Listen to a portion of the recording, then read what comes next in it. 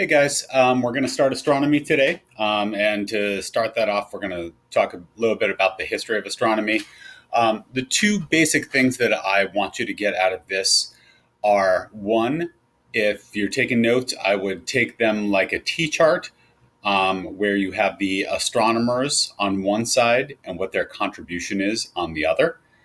Um, and then some of the just basic astronomical ideas. And we'll kind of go through those as we get there. So, how do we get to where we are today? There's a quote that says that we stand on the shoulders of giants, just meaning that we rely on work from the Greek, Egyptian, Asian, European, Islamic, Indian, you name it. They all looked up at the skies and tried to figure out what it was that they were seeing. We're going to look at what did the ancients know and how did they know it, and we're going to break that down into four distinct periods of advances. Those periods are prehistoric, where we look at the motions of sun, moon, and stars. Classical, where astronomers started using math, started using geometry to figure out exactly where we were.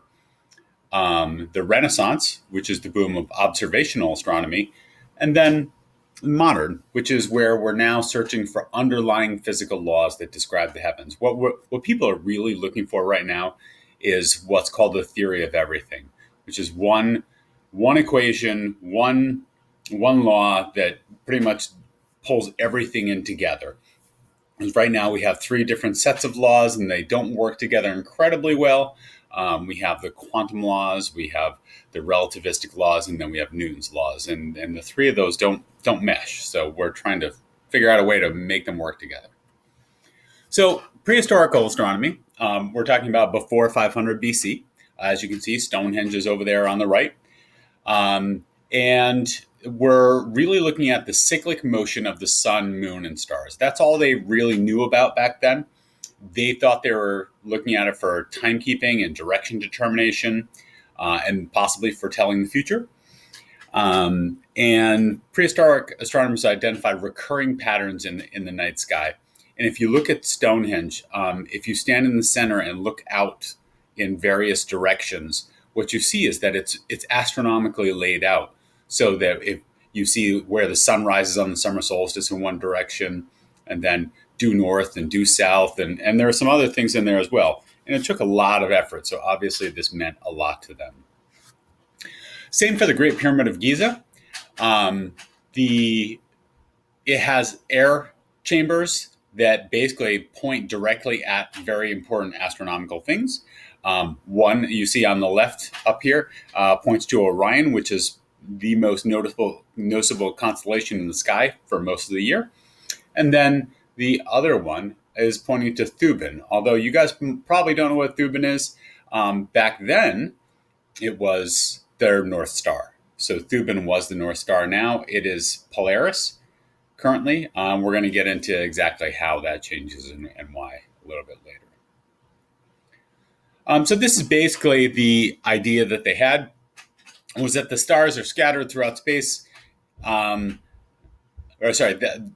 correct idea is that stars are scattered throughout space, but they had this idea that the stars were all in one fixed distance from the Earth, on what we call the celestial sphere.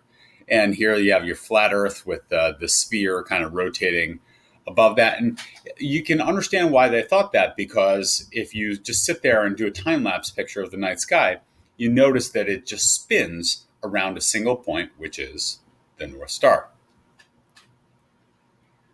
Along came the motion of the planets. At this point, they didn't know they were planets, so they just saw them as bright stars that seemed to move throughout the sky faster than others. These are the planets. They observed to move through this kind of little narrow window that's down here. It's called the ecliptic. You see this yellow line down here. And what that is that's the path of the solar system, or I should say the plane of the solar system. Because the solar system is laid out on a relatively flat plane, everything basically from our vantage point looks like it travels within this pretty narrow path. So that's the ecliptic. Sometimes retrograde motion happens, and this is one of the things that really started to mess with their idea of the celestial sphere. So if you take a look at the dates where this red dotted line is, this is the path of one of the planets. It comes along here, September, October, then get to January, and then it makes a loop-de-loop in the sky and goes backwards and then starts going forward again. This is called retrograde motion. It was going backwards. So this gave them some problems with the idea of the celestial sphere, which was a good thing. Observations of the planets led to the downfall of many of the early ideas about the nature of the universe and sky. It was thought to be calm and unchanging, this rigid celestial sphere that was up there that was just spinning, but planets move differently from everything else, so the celestial sphere cannot be static and unchanging. So that messed with those ideas. Also, observations of comets, which at first they thought were actually part of the Earth's atmosphere, gave them problems with that too. Moving on to classical astronomy. Now we get to some of the big names, people that you've probably heard of: Pythagoras, Aristotle, Eratosthenes. And what we're really looking at now are how do we determine the size and shape of the Earth? So Pythagoras is the first guy. He comes along and has this idea that the Earth is a sphere in space. So what is meant by this? So he basically thought that the gods created this perfect sphere. And this is true to some extent, meaning the spherical nature. There is a little bit of an equatorial bulge. Anytime you get a ball of something spinning, it's going to flatten out a little bit in the middle. So the Earth is a little bit pear-shaped. And then there are small-scale deviations from sphericity. We have mountains, canyons, deep-sea trenches, and all things like that. One quick analogy, though, is if you actually take the Earth and shrink it down to the size of a ping pong ball, it's going to look and feel much more like a marble than you would think. It's going to be much smoother than a ping pong ball is. Or if you take a ping pong ball and blow it up to the size of the Earth, there are going to be like mountains and canyons all over the place. So the Earth really is relatively smooth and relatively spherical. So Pythagoras, he's our first guy. He determines that the Earth is a sphere. Eratosthenes, he's our next guy. He does a brilliant experiment to determine the size of the Earth. So that's what his contribution was. He takes a look at a large statue, that's what an obelisk is, in Alexandria. It casts a 7-degree shadow when the sun is at its highest point. Meanwhile, 500 miles away in Syene, which is now Aswan, the sun casts no shadow at its highest point in the sky. So he starts to think about that and realizes, well, there must be a 7-degree difference between the lines joining Alexandria and Syene to the center of the Earth. Oh, let me go back. So this is what we're talking about.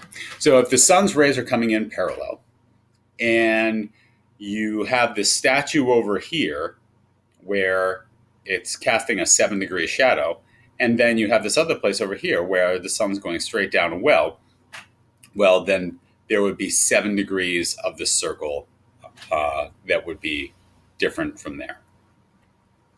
So therefore, the distance from Alexandria to Syene must be 1/50th of the distance around the circumference of the Earth. Basically, what he did is he took the 360 degrees in a circle, divided it by the 7 degrees that he got there, equaled about 50. And then so he took what they called 5,000 stadia, or we would call 500 miles, multiplied it times the 50, get 25,000 miles. It's actually remarkably accurate. The accepted value of the circumference of the Earth today is about just over 24,000 miles. So his percent error there was very good. So motions of the planets, we now get to the point where we understand a geocentric universe is what they thought. So that's Earth-centered as opposed to a heliocentric model, which would have had the stars in the center. So at this point, the sun, moon, and each planet occupied its own transparent and revolving sphere. Think of like nesting dolls. So these are the ideas that they had. Obviously, totally wrong, but it's progress in the right direction. It's getting us closer to where we need to be. So Ptolemy attempts to describe retrograde planet motion by epicycles. So think of like a frisbee on a bike wheel where you have circles within circles. So Ptolemy, his contribution was epicycles to try to explain retrograde motion. Obviously, way too complicated, but he was trying. So how do we explain this weird retrograde motion, this weird backwards motion?